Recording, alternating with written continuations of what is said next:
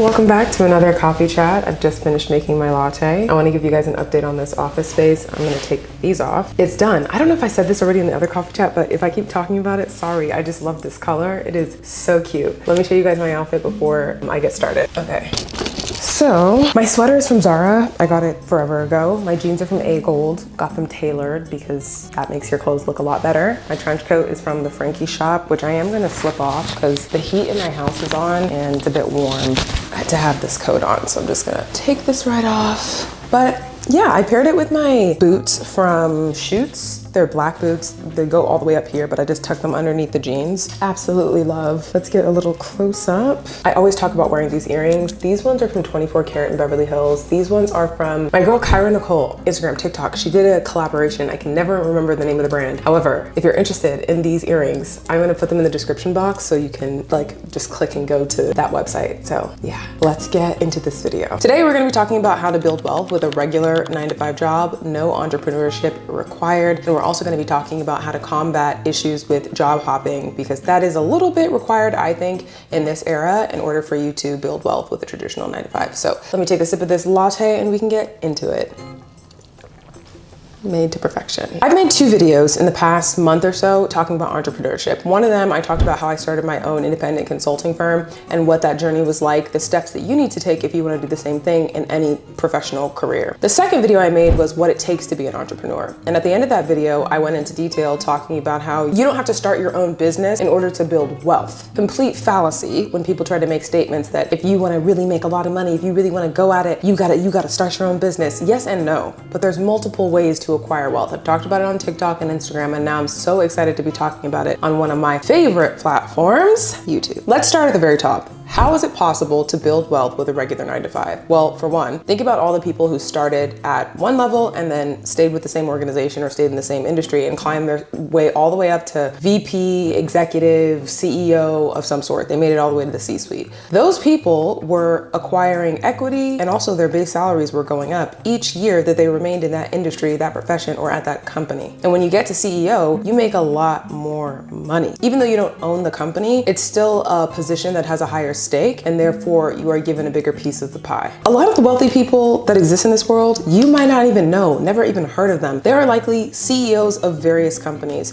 VPs of various companies. Their base salaries are $500,000, $1 million, $2 million, $10 million. There's some CEOs that have very high base salaries, and then on top of that, their income is substantial. Is also added onto that is their equity. Even when you go on social media, TikTok, YouTube, whatever, and people are like, oh, I just quit my $500,000 job. Some of those jobs is like, okay, your base salary is $250K, and then you got a $250K equity package within that organization. And if you get $250K equity in Microsoft or Amazon at previously before, when like, for example, Amazon's shares used to be, I remember when they were like maybe $400, and then out of nowhere, it became like $1,500 for one share. So if you were given equity at the time when it was 400, and then you kept that equity all the way up until the point that it got 1,400, you made a lot of money. That is how it is possible to gain a lot of wealth within a 9-to-5 job. The other thing I think people need to realize when it comes to wealth is a lot of people's wealth is not liquid. People think, oh, like this person's a billionaire. That's not in liquid assets for the most part. It's in equity in their business or a business they owned or something that they invested in. And when they want the money or they need the money to do something, they cash out on that equity. When they want to buy a house, like let's say they have $20 million in equity somewhere, they cash out on that 20 million and use it to buy that property. That is essentially how it works. And a lot of tech founders who are like billionaires, I'm just going to use them as an example, they are regular 9-to-5 people. Like people forget that because they're so visible and they do so much PR and press and like they're out in the world, but they were the CEO at one point, which is a 9-to-5 job. You know, they had to not clock in and clock out per se, because at the end of the day, they run their companies how they want to, but if a founder is a CEO, they are contributing to the organization as well. And I know there's a whole bunch of like political perspectives on how much a CEO does contribute or doesn't contribute, but for most companies, CEOs do contribute a lot. There's a lot that happens that makes the company go round and round that people don't recognize. And if you take the opportunity to start your own organization, your own company, become the CEO of your own business, and you have to hire on people as well, you'll recognize that there is a lot of work that is done by CEOs. We've kind of touched on what it means to build wealth in a regular 9-to-5, where is the best place to go in order to build wealth in a 9-to-5? Startups. And you kind of have to pick your horse wisely here, because if you go to a startup that's kind of a flop, then the equity is absolutely nothing. Like, I've joined startups and it's gonna be hit or miss, high risk, high reward. I've gone to startups where it was a penny stock and I was like, ooh, I really believe in the science, I really believe in what they're doing. And then like our data reads out and I'm like, oh, this is a dud. This company is not going anywhere. I need to get out of here as soon as possible. And then go to the next organization. Mid-sized companies in biotech and pharma are pretty safe because for the most part, they either have one approved product and they're working on a second one, or they have two and they're working on a third. The more that they have as a good foundation, the more likely it is that you will reap some sort of benefit on your reward. Or there's a possibility that a larger company comes in and acquires them. And that's what most small to mid-sized pharmaceutical companies want. They want to get acquired because all those employees that had equity, whatever the share price is of the acquiring company is what the share price becomes. So if, let's say, the share price of that company is $10 and then they get acquired by a company that's stock price is $50, that equity now becomes $50 per share. And all the people who had equity just had a payday overnight based on that acquisition. So startups, mid-sized organizations are often going to be your best bet. When you go to larger companies like a FANG, I don't want to say they're kind of already at their like pinnacle of like building equity per se, because I mean, yeah, I don't want to say that, but I do think that when you go to like a FANG or a company that's already well established, you're not gonna make as much or build as much wealth as you would within a smaller organization, because of course that's just the nature of it. So I would say, and what I've done personally is target those small companies. Now, for the third piece of getting equity within a regular 9-to-5, it really matters how long you stay within an organization, what your vesting period is, because every company is going to have different vesting rules. And based on those vesting rules is how you know when you get your equity. So a lot of companies, the templated strategy is, okay, you have to work with us for 4 years. We're going to give you, hypothetically, 100,000 shares. You get 25,000 of those shares after your first year. Second year, you get the other 25,000. Third year, they may give you just the 50,000, or they might say it's 50 each year. Until you reach your fourth year, you're not getting that. So you, as the professional, have to take a calculated risk on what's worth it. And that's why I always say it's really important to pay attention to what's going on in your organization. Because if you join a company and after you've been there for 2 years, let's say your salary is $200,000 and now you've been there for 2 years and you've already got 50,000 shares, right? Let's say those 50,000 shares are worth $5. I'm just gonna say hypothetically. 50,000 times 5 is $250,000. So you have your base salary of $200,000 and then you also have equity in the organization that's valued at $250,000 US dollars. This is assuming that the stock price is not going up, not going down, it's just remaining stable. You get a job offer that comes and it's like, okay, well, we want to give you a base salary of $375K and we're also going to give you a sign-on bonus and we're going to give you equity in our business and these are the things that we're working on and these are our projections and this is what I think. You might think that somebody would be like, oh my God, yeah, I'm taking that job because of the 375 base. Depends on the vesting schedule over there, depends on the equity, depends on what they're working on, and also considering the company that you're already at, what's happening in the next 2 years. Is there something that's going to be material that's going to allow for the stock to stabilize or go up, which is where you're going to be able to make more money on the 250K that you already have on top of the other 50 that you will get if you stay for that third year and another 50 if you stay for that fourth year. All of those things have to be taken into consideration and you actually have to do the math to weigh the cost benefit analysis of taking the new job offer versus leaving. Some people might leave and go and they still have equity in that one company, which is still going to work for them. It's still going to do work for them and they can sell that equity whenever they want. The other thing that companies do is they do an employee stock purchasing plan. I think it's called ESPP. Yeah, ESPP. And on top of the equity that they give you in your vesting schedule, you also have the opportunity to take money from your paycheck and invest it back into the business. That's also a really great way to build wealth. If you have a really great salary and you live below your means and you're just taking whatever percentage of your salary and throwing it back into your company because they also will give you a discount. The strike price will be discounted for you if you partake in the employee stock purchasing plan. So that's another option of building wealth. All very viable options that I don't feel like people talk about as much. I think we focus so much on entrepreneurship that we forget that having a regular 9-to-5 job is how a lot of people are able to build wealth. The right 9-to-5 job, of course. One that pays well, of course. Now, at the beginning of this video, I mentioned job hopping and why that's important. And I kind of gave you just a scenario right now where, you know, a job offer comes when you're in your second, almost third year of a company. What do you do? Do you leave? Do you go? Do you stay? Who knows? Job hopping is a really great way to get a higher title quickly and get access to a higher base salary quickly. I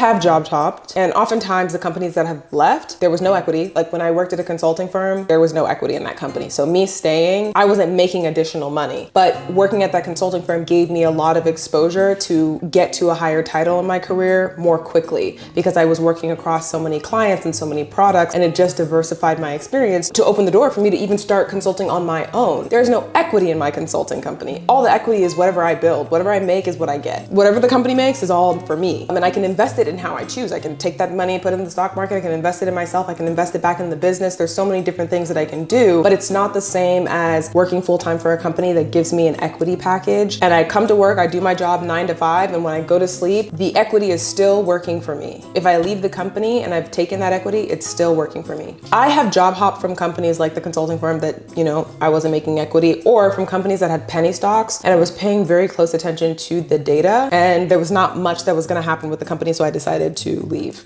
I didn't lose any equity there. Like I didn't lose anything by leaving. And when I look at some of the companies that I have job hopped from, I'm like, oh God, I'm glad I left when I did, because it either the stock price went down, so I'm glad I sold my shares, or I'm glad I left because I would have been getting equity in a failing company, those kind of things. So when you are considering job hopping per se, and I personally don't think like leaving a company after 2 years is that big of a deal, but some companies do and they get concerned about that. I think it's actually something that you could pose as a positive. Like when I was asked, oh, you've left this company after 9 months and then you left this company after 2 years, how do we know that you're gonna stay within this organization? You're not just gonna leave. I just walk them through my thought process and why I made that decision. For the 2-year job, I would say, and I have said, the product I was supporting and working on, it got to a point where we were engaging with the health authority and we thought it was gonna go right in our favor, but it actually went left. And after that, a lot of people within the organization realized that there might not be a cemented future. So we, including myself, opted to explore other opportunities. And that's how I ended at my next organization. The company that I left after 9 months, did I leave a job after 9 months? I left a job after 3 months, and it was because my commute was too long.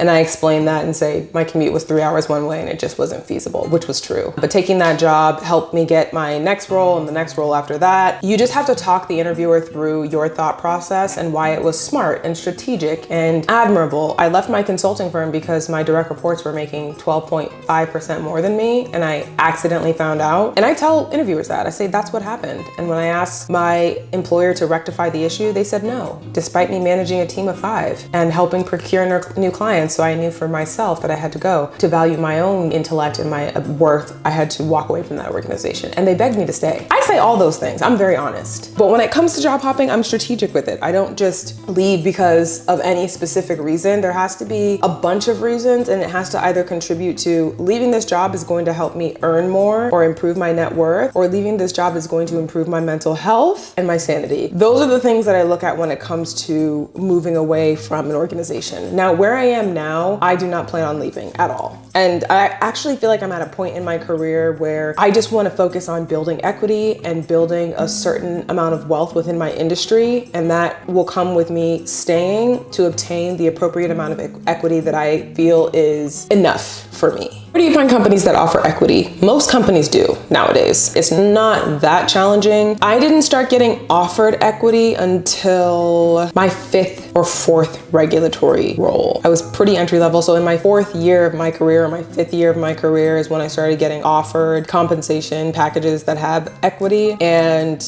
I didn't really know the importance of it because I would take my own money and like invest it in the stock market and stuff like that. So I didn't really pay much attention to like, oh, I just care about the base salary. Like, who cares about the equity? No, the equity is the most important part. I honestly don't even care about the base salary. I care about how much equity I'm gonna get. What's the plan?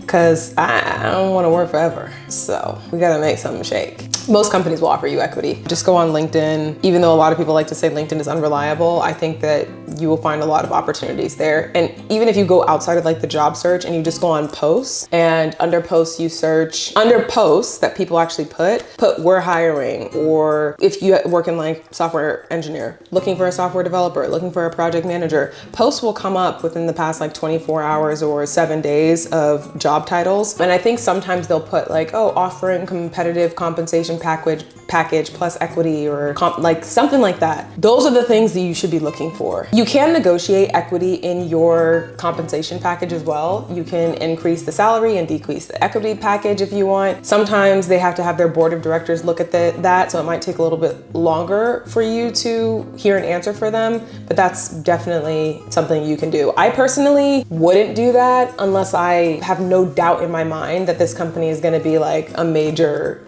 success. Like I would do that if I was going to go work for like an AI company. I would be like, decrease my salary, I don't really care. Give me as much equity as I can possibly get. So yeah, that's generally the gist. If you have any questions about job hopping, because I don't feel like I touched on that too much in this video. I've talked a lot about it on TikTok, but I'm happy to make another video kind of extrapolating. In general, I don't even entertain conversations about job hopping with most employers. I'm just like, for me, it's skill hopping and being strategic with my career, and it was the best decision for me at the time for these reasons. I got the skills I needed, I got what I wanted from the role, and I moved on with my life. The same way a company gets what they need from an employee, they feel like they don't need the employee anymore and they lay them off. It's all the same. And then yeah, building wealth with a 9-to-5. Don't let anybody tell you different. And the last thing I want to say about that is, in addition to working for a 9-to-5 company, and I already mentioned like startups and stuff like that, if you do want to start your own company with the goal of IPOing or selling it to someone, that of course is an option, but don't feel like you have to be pushed in that direction